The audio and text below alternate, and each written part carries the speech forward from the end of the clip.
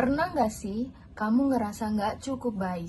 Kayak di media sosial itu semua orang kelihatan lebih sukses, lebih baik, lebih cantik, lebih bahagia. Tapi kamu malah ngerasa kurang terus. Padahal yang kamu lihat di layar itu belum tentu realita.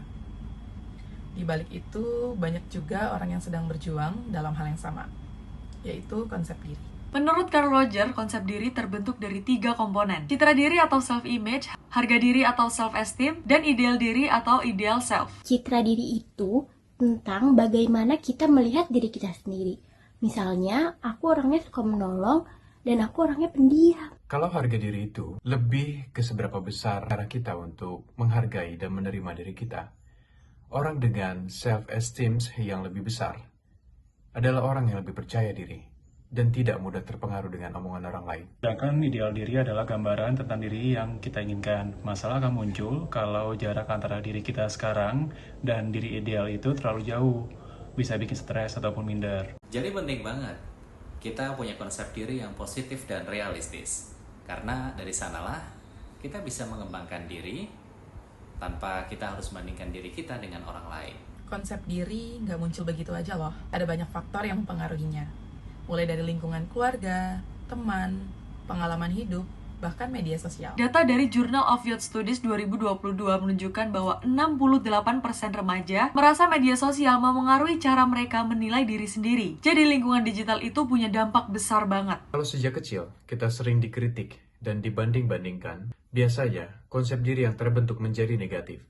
Sebaliknya, jika kita sering diberikan apresiasi dan dukungan, maka konsep diri positif lebih mudah terbentuk. Nah, konsep diri negatif bisa bikin seseorang sulit berkembang. Misalnya nih, ngerasa nggak pantas untuk sukses atau takut gagal terus.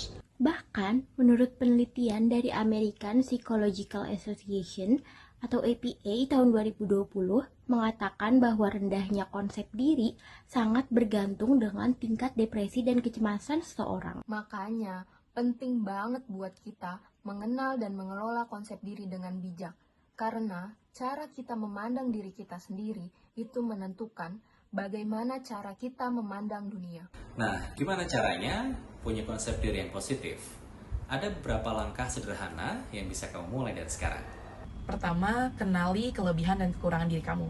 Terima keduanya tanpa harus merasa rendah diri. Kedua, hindari membandingkan dirimu dengan orang lain. Fokus pada proses dan versi terbaik dirimu. Ketiga, bangun lingkungan yang suportif. Orang-orang yang bikin kamu tumbuh, bukan yang bikin kamu ragu.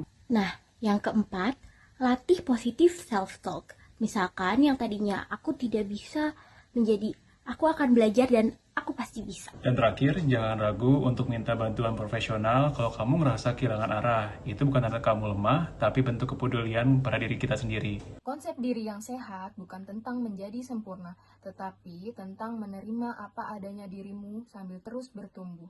Karena ketika kamu mengenal dirimu, kamu bisa menentukan arah hidupmu dengan lebih jelas. Yuk, jadi pribadi yang lebih cerdas dan mengenal diri. Yuk jadi pribadi yang lebih cerdas mengenal diri. Yuk jadi pribadi yang cerdas mengenal diri.